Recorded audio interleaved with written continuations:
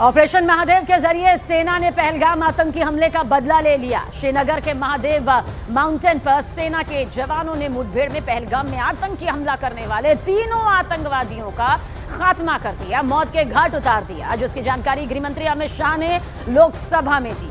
गृहमंत्री अमित शाह ने कहा कि पहलगाम हमले में शामिल तीनों आतंकी मारे गए। गृहमंत्री ने यह भी बताया कि फॉरेंसिक जांच के बाद आतंकियों की पहचान हुई है।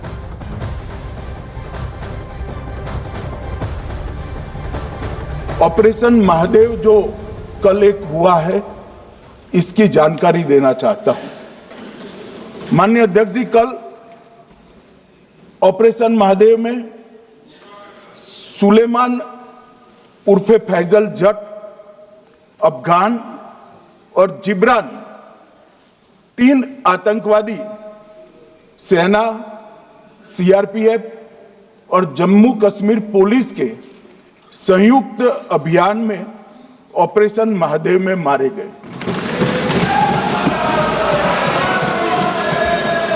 और माननीय अध्यक्ष जी,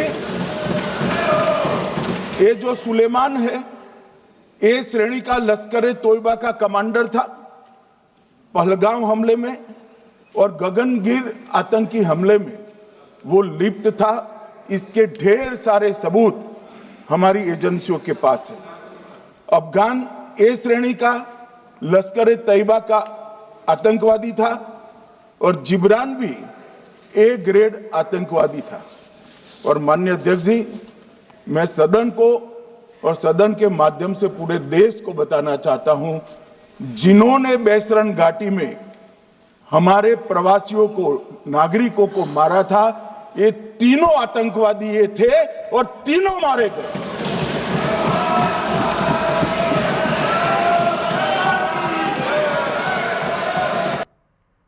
ऑपरेशन महादेव में मारे गए तीनों आतंकी दरअसल लश्कर से जुड़े हुए थे, जिन्होंने पहलगाम में मासूम लोगों की धर्म पूछकर हत्या की थी। इन आतंकियों के नाम थे सुलेमान, अफगान और जिब्रान, जिन्हें सेना के जवानों ने जहन्नुम में पहुंचा दिया है। इनका खात्मा कर दिया गया। इन तीनों आतंकियों में जो एक आतंकी था, उसका नाम सुलेमान था। सुलेमान 20 लाख का इनामी आतंकी था और यह लश्कर का कमांडर भी था। पहलगाम हमले में यह शामिल था और सेना के ऑपरेशन में इसे ढेर कर दिया गया।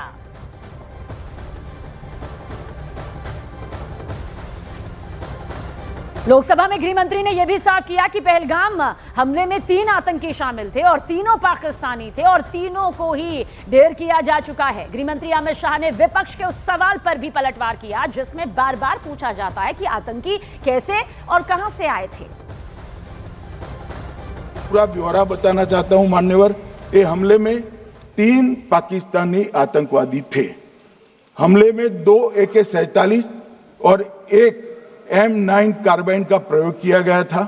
और अब जो पकड़े गए हैं, इसके सुलेमान के कारण एप्को का मामला भी आज रिजॉल्व हो रहा है और आतंकवादियों को पनाह देने वाले 2 स्थानीय लोगों को भी इस केस में पकड़ लिया गया है। कभी गए हो आप पाकिस्तान? तो कई बार गए हो गो गई आप सीमा पर गए हो? पाकिस्तान तो कई बार गए हो। फिर से बोलता हूं, सीमा पर गए हो? सीमा के माध्यम से पाकिस्तान गए हो? हमारे जवानों की कठिनाई देखो साहब। -43 डिग्री में पहाड़ पर रहकर नदी नालों के बीच में चौकी करते हैं। कोई घुस गए तो क्या हुआ? कोई घुस गया, वो बचेगा नहीं। यहां हम उसको या तो अरेस्ट करेंगे या तो एनकाउंटर में वो मारा जाएगा, बचेगा कोई नहीं। इनको सीमा की भौगोलिक कठिनाइयां मालूम नहीं। वहां मान्यवर कई नदी नाले हैं, वेग से पानी आता है, -46 डिग्री टेम्परेचर है, नीचे सुरंगें बनाते हैं। और ये तो ऐसे कह रहे हैं घुस गए। अरे भाई, आपके मन में तो, आपके समय में तो घुसने की जरूरत ही नहीं थी। आप बुलाते थे वीजा देकर, क्यों घुसेंगे? घुसने की जरूरत ही, जैसे आप पाकिस्तान जाते हो वैसे वो यहां आते। मनोहर, अब ये कैसे हमें पूछ सकते हैं? गृह मंत्री अमित शाह ने लोकसभा के पटल में यह भी बताया कि कैसे इन आतंकियों की पहचान की गई। गृह मंत्री ने बताया कि आतंकियों के पास से 3 राइफल बरामद की गई, 2 AK-47 और 1 M4 राइफल। तीनों हथियार विमान से चंडीगढ़ भेजे गए थे। चंडीगढ़ में सेंट्रल फॉरेंसिक साइंस लैब में राइफल्स की जांच की गई। राइफलों से गोली दागकर खोखे की जांच की गई। वहीं पहलगाम के खोखे से नए खोखे का मिलान हुआ, जिसके बाद खोखा मिलान से आतंकियों की पहचान और पुष्टि की गई।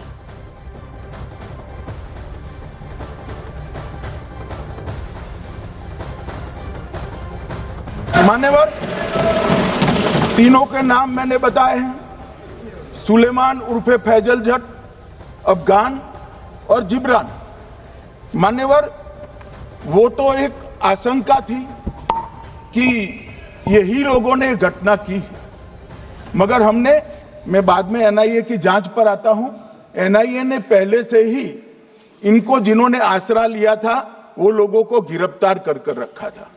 उनको खाना पहुंचाने वाले लोगों को अपने कब्जे में रखा था। तो जब आतंकवादियों के शव श्रीनगर आए, इनसे पहचान कराई गई। 4 लोगों ने पहचान लिया, यही 3 लोग थे जिन्होंने पहलगाम में आतंकी घटना को।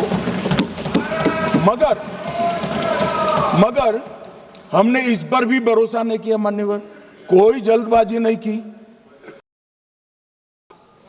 जो आतंकी घटना स्थान से कारतूस मिले थे, वो कारतूस का FSL रिपोर्ट पहले से करा कर रखा था और चंडीगढ़ सेंट्रल FSL के अंदर बैलिस्टिक रिपोर्ट के आधार पर उनका रिपोर्ट तैयार था।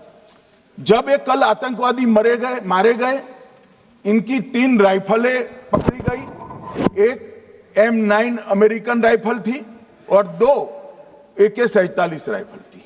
जो कारतूस मिले थे वो भी M9 और AK-47 के भी थे, मगर हमने इससे भी संतोष नहीं माना। ये राइफलों को एक विशिष्ट विमान के द्वारा कल रात को 12 बजे चंडीगढ़ पहुंचा गया और पूरी रात फायरिंग कर इसके भी खाली खोखे जनरेट किए गए।